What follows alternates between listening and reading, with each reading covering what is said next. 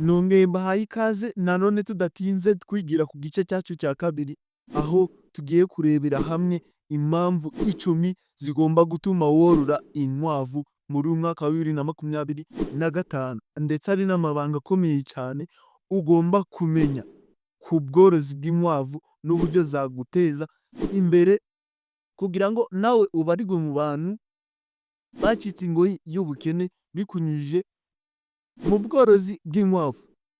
Niba utarabonye igice cya mbere ubwo niho urasubirana cyo ubanza ukirebe. Twarebeye hamwe amasomo 5, navuga impamvu 5 zatuma worora inkwavu. Ubu ngubu tuvugana tugiye ku zindi mpamvu 5 zasigaye zatuma worora inkwavu muri uyu mwaka wa 2025, nawe ukazibyaza umusaruro ngaho tugeze.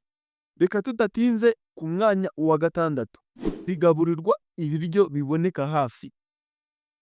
Aha ngaha ubyumve neza uburyo inkwavu ari itungo ryiza. Reka nguhe n'ingingo enye zibisobanura. Ingingo ya mbere, inkwavu zirya ubwatsi.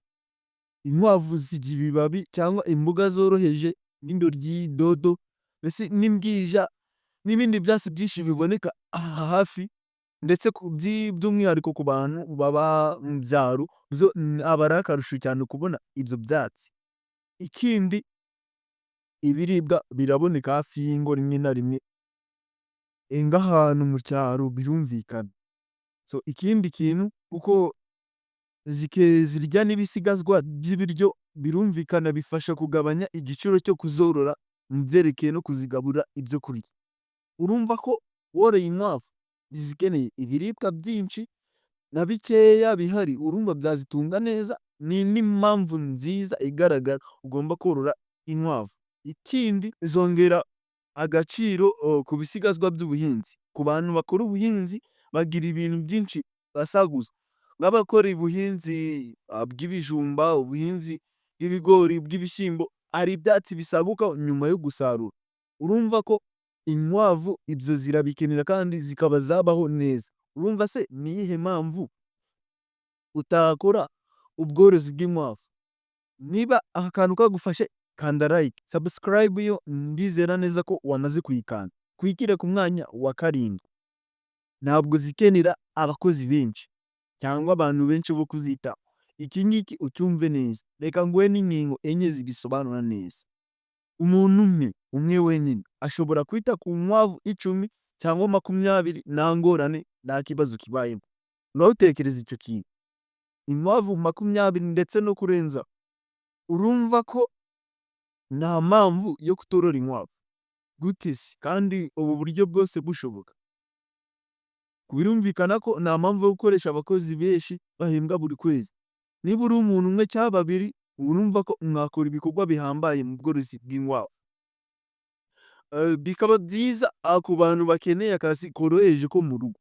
Urumva ko ni akazi katagoye kandi karimo umusaruro mwinshi, kuko nzabakorera n'uburyo inkwavu zunguka n'amafaranga wakuramo mu gihe runaka. Niba ubishaka byandike muri comment ati dukorere ikiganiro kivuga uburyo inkwavu zunguka.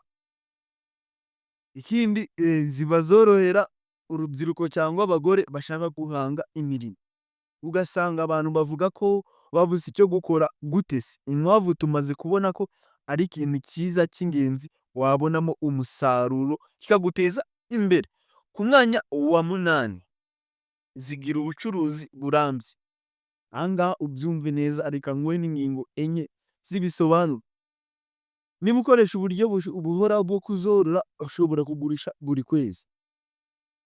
Urumva ko byagufasha no kubara umushahara w'ukwezi winjiza, kuko twamaze kubona ko zibyara buri kwezi. Ikindi, kubera ko zibyara abana benshi, urumva byatuma uba ufite ubucuruzi buhoraho nyine. Birumvikana neza aha ngaha. Aha ngaha inyama, ifumbire cyangwa abana b'inkwavu bose baragurishwa, ni ibisanzwe. Ubwatsi, tutirengagije nyine n'inyungu z'umusaruro w'ifumbire, kuko ushobora kugurisha ku masoko.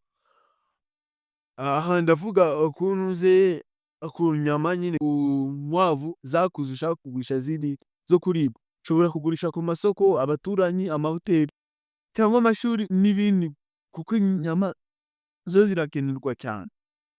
Twigire ku mwanya wa 9, zibyara ifumbire nziza. Iri ni irindi banga rikomeye cyane ku borozi b'inkwavu, by'umwihariko wenda abakora ubworozi icyarimwe n'ubuhinzi. Kuko aha ngaha reka nguhe n'inyenye zibisobanura neza. Amahurunguru y'inkwavu akoresha nk'ifumbire y'imborera kandi ifumbire ryiza cyane. Kuko afasha kongera umusaruro w'imyaka, cyane cyane imboga n'ubundi buhinzi bwose bukorerwa mu cyaro, ahantu hari imirima nyine migari. Urumva ko ni ikintu cyiza cyane. Ikoreshwa kandi mu gutera ibyatsi bifasha kugaburira inkwavu zawe. Aha ngaha urumva niba uri umuhinzi w'ubwo bwatsi, zagufasha no gufumbira ubwatsi zirya. Ni ikintu cyiza cyane cy'ingenzi cyatuma worora inkwavu mu mwaka wa 2025. Ibi kuko bigabanya ubushobozi bwo kugura ifumbire iva ahandi. Kanda like niba iki kintu kigufashije cyane. Subscribe ndizera neza ko wamaze kuyikanda. Tujye ku mwanya wa 10 ari nawo wa nyuma. Zishobora gutozwa nga zimwe mu nyamaswa zo mu rugo, n'injangwe, imbwa zo mu rugo, namwe murabizi. Izi bita amapetsi. Kuko hari abatoza inkwavu nko kuba inyamibwa nyine petsi nk'udupusi cyangwa imbwa, zo birashoboka cyane. Kuko zigira akamere ituje, zorohera abana cyangwa abana bato nyine birumvikana.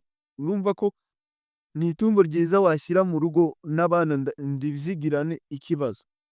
Kuko zifasha kwidagadura no kugira urukundo mu yandi matungo menshi, kuko zo ziba zituje, ziba zinameze neza cyane. Kuko byongera inyungu no ku bantu babona isoko ry'abantu bazikunda muri ubwo buryo, bazitunga mu nzu muri ubwo buryo bw'amapetsi. Urumva ko byabura ko wabura isoko ryabyo. Urumva ko aha ngaha izi mpamvu 10 tubonye ni impamvu nziza zerekana ko ugomba gukora ubworozi bw'inkwavu.